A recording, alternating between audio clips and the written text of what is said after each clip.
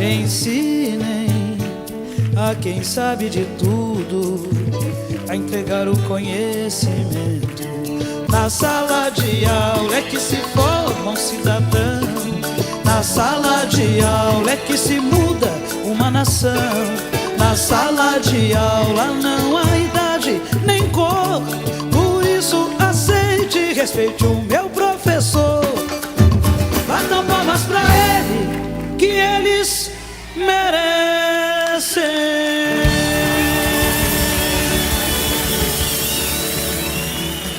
Boa tarde a todas, todos e todes. Sejam muito bem-vindos ao TV Sintese. Ao contrário do que muitos querem deixar transparecer, em 1964 não foi revolução, foi um golpe mesmo. Daqueles que entram sem bater e apagam a luz. Foram 21 anos de silêncio forçado, sumiços sem resposta e medo plantado no quintal. Por isso, há acontecimentos que, em vez de comemorar, a gente descomemora.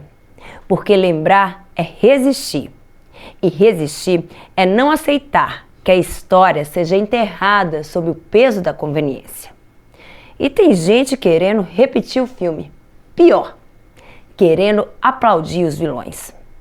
Só que agora a gente sabe onde pisa, sabe quem somos e sabe quem eles são. O golpista não merece palco, merece julgamento. A democracia custa caro e foi paga com vida, com tortura, com exílio. Não dá para parcelar a memória nem passar pano na história. Por isso, terça-feira passada foi dia de descomemorar, de lembrar, cobrar e seguir lutando. Afinal, esquecer é abrir a porta de novo. E a gente já viu o que acontece quando ela se escancara para o autoritarismo. Para falar mais sobre esse assunto, no programa de hoje, nós vamos conversar com a professora Ivonete Cruz. Conto com a sua luxuosa audiência para esse programa. Está no ar, TV Sintese.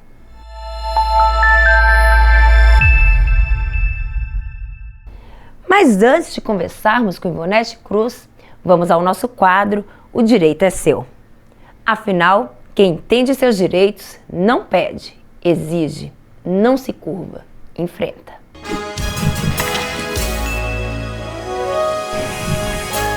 Olá, professores e professoras. O Sintese deu um passo importante no processo do precatório do Fundef. Participamos de uma audiência em São Paulo com a promotora federal, doutora Melissa Garcia, responsável por esse processo, que visa recuperar repasses da União destinados a professores que atuaram entre os anos de 1997 e 2006. A previsão é que 60% desses recursos sejam direcionados aos docentes, incluindo aposentados e até mesmo familiares de professores falecidos. Durante a reunião, foi identificado que 14 municípios sergipanos não constavam na ação judicial e nem possuíam processos próprios. Logo, o Sintese se comprometeu a auxiliar o Ministério Público Federal, apresentando cálculos detalhados sobre os valores que esses municípios devem receber. Essa colaboração vai ser essencial para agilizar a liberação dos recursos e beneficiar diretamente os professores. Agora, o sindicato trabalha na análise dos dados e reforça a importância dessa união para garantir os direitos do magistério sergipano. Seguiremos trabalhando firme nesse processo e sempre que houver novidades, traremos juntos com os esclarecimentos necessários. Em caso de dúvidas, entre em contato com o Departamento Jurídico do Sintese para maiores informações. A todos, um forte abraço e até o próximo programa.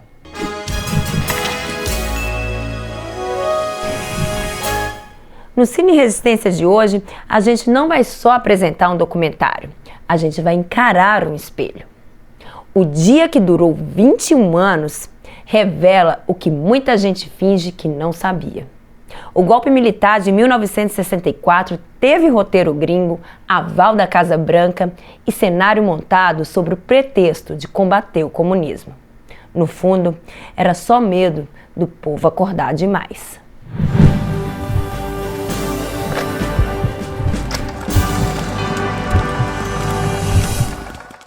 Pela justiça social e ao lado do povo, pelo progresso do Brasil.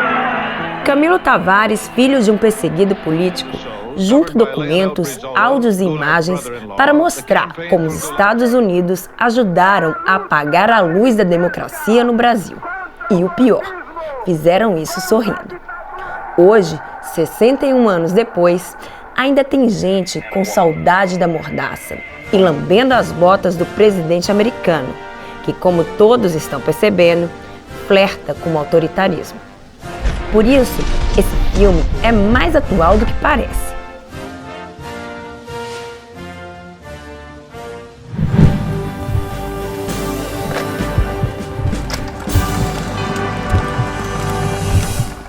Agora a gente segue com uma conversa potente. Recebemos aqui no nosso programa Ivonete Cruz, mulher de luta, professora, sindicalista, militante incansável da educação pública e do direito da classe trabalhadora.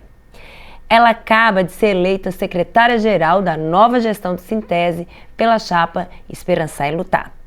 Ela chega para somar na reflexão sobre os 61 anos do golpe de 64 e o desafio de manter viva a democracia num país que ainda treme diante dos fantasmas do passado.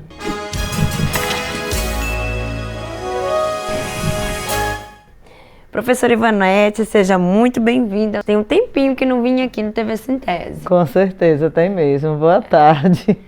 Que bom que está aqui com a gente. Nós começamos o programa no nosso editorial falando sobre o descomemorar, sobre a importância do descomemorar o golpe de 64. Então vamos falar um pouco sobre isso para o pessoal de casa. Por que a gente tem que descomemorar o golpe, não deixar essa data passar assim batida? O que ocorreu há 61 anos, as pessoas podem dizer, não tem mais nenhuma relação com a atualidade. E tem. Tem muita relação com a atualidade, tem muita relação com os riscos que correm em torno da possibilidade do retorno de um processo ditatorial. Por que isso? Porque em 64, quando na noite do dia 31 de março para 1º de abril de 64, quando as Forças Armadas, quando os militares deram golpe, expulsaram o presidente da República, o João Goulart, eles não fizeram isso porque passou na cabeça assim, estavam lá sem fazer nada e disseram agora vamos dar um golpe. Essa ação que implementou uma ditadura, que provocou muita repressão, muita tortura, muita mortes, muitas pessoas desapareceram, é uma disputa de concepção de projeto de sociedade. É importante as pessoas compreenderem, inclusive, que se o golpe não tivesse acontecido em 64, se eles não tivessem dado o golpe, se não tivessem interrompido o governo de João Goulart, nós poderíamos viver hoje em um outro Brasil. Nós poderíamos estar vivendo hoje uma outra história no Brasil. E por isso a gente precisa o tempo inteiro não ficar na questão da comemoração, mas da descomemoração e sempre lembrando de que as Forças Armadas, os militares, eles organizam o golpe e tomam o poder a partir de uma ação política do governador, do presidente da República, o João Goulart, ao anunciar as reformas de base, que seriam reformas estruturais. Uma das grandes questões para melhorar a vida do povo brasileiro é nós termos reformas estruturais. E naquele momento, lá em 64, quando João Goulart assume o governo após a renúncia de Jânio Quadros, ele passa a debater e a buscar implementar reformas de base. E essas reformas seriam reformas na educação, reforma no judiciário, reforma agrária, reforma tributária. Todas essas reformas, elas alterariam questões estruturais do país na garantia de direitos que atendessem à população. E aí tem um grupo dentro do conservadorismo das Forças Armadas que não admitem esse tipo de mudanças e de projeto para a sociedade. Aí vem o golpe. Aí vem o golpe e interrompe um processo. É muito importante sempre que dialogar com as pessoas sobre o que foi o 64. Foi um processo que interrompeu um projeto político que poderia ter alterado a vida das pessoas, que poderia ter garantido à população brasileira melhores condições de saúde, de educação, de moradia, do próprio judiciário, da própria comunicação. Ou seja, não podemos esquecer, porque é um processo histórico recente. 61 anos na história, por exemplo, sou professora de história, então sempre que a gente fala do tempo na história, 61 anos representa um tempo muito curto. É um tempo muito curto, está muito perto, está muito aceso, está muito presente, os reflexos são muito fortes. E a gente precisa estar o tempo inteiro debatendo. O golpe se deu para interromper um processo de transformações no país, numa disputa de projeto para o país. E aí vieram todas as prisões, as pessoas que eram contrárias a esse modelo ditatorial. E nós vivemos aí 21 anos de ditadura, de repressão, de torturas e de mortes. E barrou-se um processo histórico no país. O que essa tentativa de golpe aí no 8 de janeiro, agora de 2023, tem em comum com 64? Nós vivemos um segundo golpe, que foi um golpe não militar, mas um golpe parlamentar, porque foi um golpe que se deu através do Congresso Nacional com o impeachment da primeira mulher presidenta do país, que foi em 2016. E de lá para cá nós vivemos um processo primeiro do governo golpista, e depois do governo de ultradireita do Jair Bolsonaro, que foi marcado por 4 anos aí de período muito difícil, inclusive em meio à pandemia, em que se negava a vida. No processo das eleições democráticas, nós tivemos o resultado das eleições que elegeu para presidente da República, tinham 2 candidatos disputando, 2 projetos diferentes de sociedade em disputa, vence as eleições o projeto representado pelo presidente Luiz Inácio Lula da Silva. E a partir daí começou a se articular um processo de romper, de barrar novamente. Sabe aquilo que foi barrado lá em 64, das reformas, por conta do golpe? A busca, quando começou a se construir os acampamentos nos quartéis, quando começou a se organizar todo esse processo que culminou no 8 de janeiro de 2023, não pode ser considerado como ações espontâneas.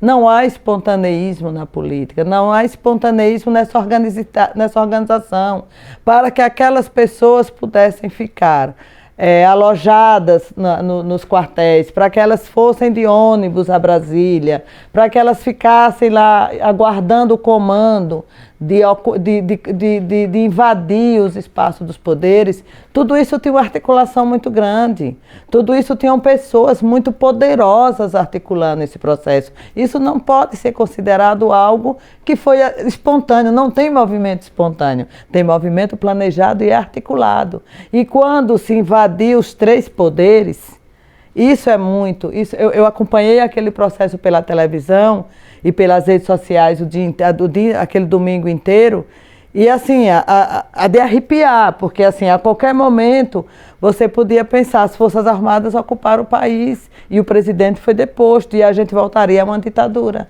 Porque os poderes estavam sendo ocupados, estavam sendo invadidos. Primeiro o poder legislativo, o poder judiciário, através da destruição do Supremo Tribunal Federal, a ocupação do Palácio do Governo.